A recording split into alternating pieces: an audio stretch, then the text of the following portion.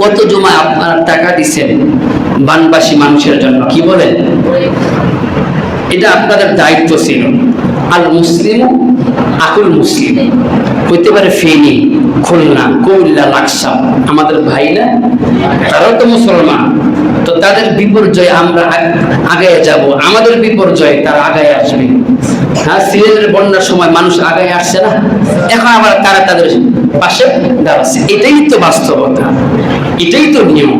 কিন্তু এই বিপর্যয়ের মধ্যে আমাদের কি করণীয়, আমাদের কি কাজ, আমরা কি করতেছি, আমাদের কি কাজ, আমরা কি করতেছি? আমাদের কাজ হলো সাহায্য করা, দোয়া করা। শুধু সাহায্য করব, দোয়া করব না, দুটোটাই লাগবে। দাওয়াও লাগবে, দোয়াও লাগবে। কি বলেন?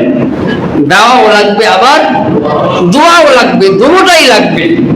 দুটোটার বদৌলতে আল্লাহ তাআলা ক্ষতিগ্রস্ত, বিপর্যয়গ্রস্ত মানুষদেরকে আল্লাহ তাআলা খুব দ্রুত সমস্ত বিপদ, সমস্ত ক্ষতি আল্লাহ তাআলা কাটাইয়া নেবেন। ঈমান আছে না? ঈমান আছে না? কিন্তু দুঃখের বিষয়, এই সময়ের মধ্যে যখন সারা বাংলার মানুষ যার যার ক্ষমতা অনুযায়ী, এবং ফেসবুকের মধ্যে দেখছি এক মা কানের জিনিস দিয়ে দিছে, কানের জিনিস দিয়ে দিছে ক্ষতিগ্রস্ত মানুষের পাশে দাঁড়াবে, কানের জিনিস দিয়েছে। কেন? টাকা নাই। এই সময়ের মধ্যে, যে সময়ের মধ্যে মারা কানের জিনিস ধুল খুইলা দিয়ে দেয়, কিন্তু যেই বন্যা কবলিত এলাকার মধ্যে এমনও কিছু সাধুবাজ, ধান্দাবাজ মানুষ আছে, আপনারা না গেলে বুঝবেন না কেমন ধান্দাবাজ। বিভিন্ন স্পটের মধ্যে ধান্দাবাজ আছে যারা ত্রাণ নিতে চায়। কি বলে যে আমরা তো এলাকার সন্তান, আমরা ত্রাণগুলো আলহামদুলিল্লাহ বিতরণ করব। আসলে তারা সঠিকভাবে ত্রাণ বিতরণ করে না। তারা কেমন ধান্দাবাজ, যখন কিনা সারা বাংলার মানুষ যার যে ক্ষমতা, এবিলিটি অনুযায়ী দান করতেছে, সাহায্য করতেছে, ওই সময় ওই অবস্থা তাদের প্রতিবেশী, তাদেরই ভাই বেরাদা এই মাল নেওয়ার জন্য তারা মুখিয়ে আছে।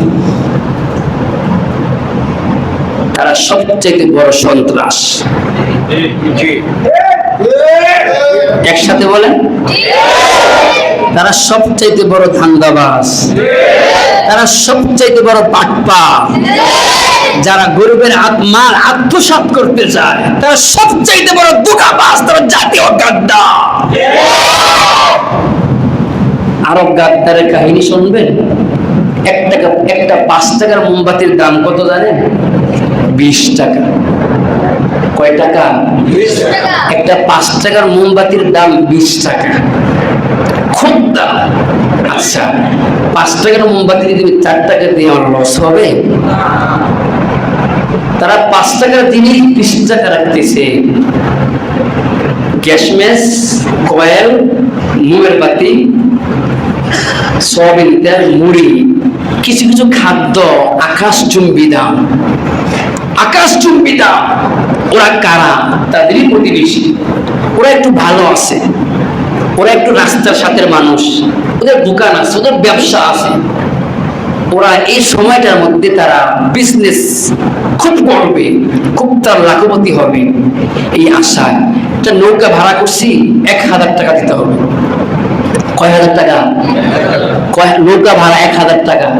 সারাদিন কয়েক ঘন্টার মামলা, সারাদিন নাই কয়েক ঘন্টার মামলার মধ্যে 1000 টাকা নৌকার ভাড়া দিতে হবে।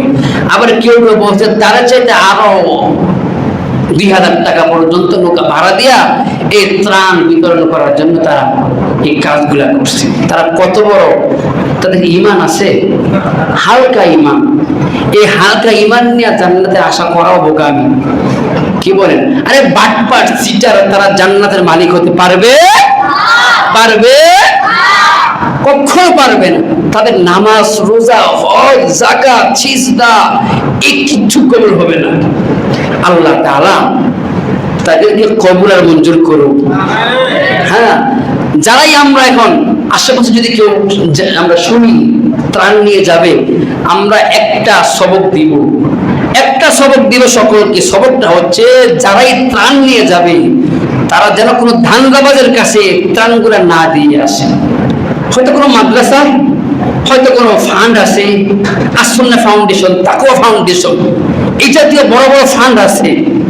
ওই ফান্ডের মধ্যে আমরা যদি আমাদের ত্রাণ আমরা যদি নিজে হাতে না দিতে পারি, কমপক্ষে এইটা করবো। তারপর কোনো ধান্দাবাজ বেনামাজির কাছে আমার গরিবের টাকার আমানত আমরা তাদের কাছে দিতে পারি না। আমরা এই ভুল করবো না। এই পয়সা কিন্তু গরিবের পয়সা, এই পয়সা কিন্তু আপনারা আমানত, এই আমানতের পরিপূর্ণ হকদার। লা ঈমানা লিমান লা আমানাতাহু, লা ঈমানা লিমান লা আমানাতাহু। এই আমানত যারা খেয়ানত করবেন, আল্লাহর আদালতে আপনার জবাব দিতে হবে। এই জন্য সাবধান, যারাই ত্রাণ নিয়ে যাবেন তারাই কোনো দাঙ্গাবাজের কাছে ত্রাণ দিবেন না। নিজে বিতরণ করবেন, নিজেরা বিতরণ করবেন, আর না হয় কোন ফাউন্ডেশনের মধ্যে এই ত্রাণগুলো আমরা দিয়ে দেব। তার উপর চাটুকদার, বাটবার, দাঙ্গাবাজ, বেনামাজি, নামাজ পড়ে না, রোজা রাখে না, বিড়ি খাইতেছে, তার কাছে ত্রাণ দিয়ে আসে। আল্লাহ তাআলা মুসলিম মিল্লাতকে আল্লাহ তুমি কবুল করো। আল্লাহ যারা আসছে, যারা শুরু থেকে এখন পর্যন্ত জোরে জোরে চিল্লাইছে, আল্লাহ তুমি কবুল করো। আল্লাহ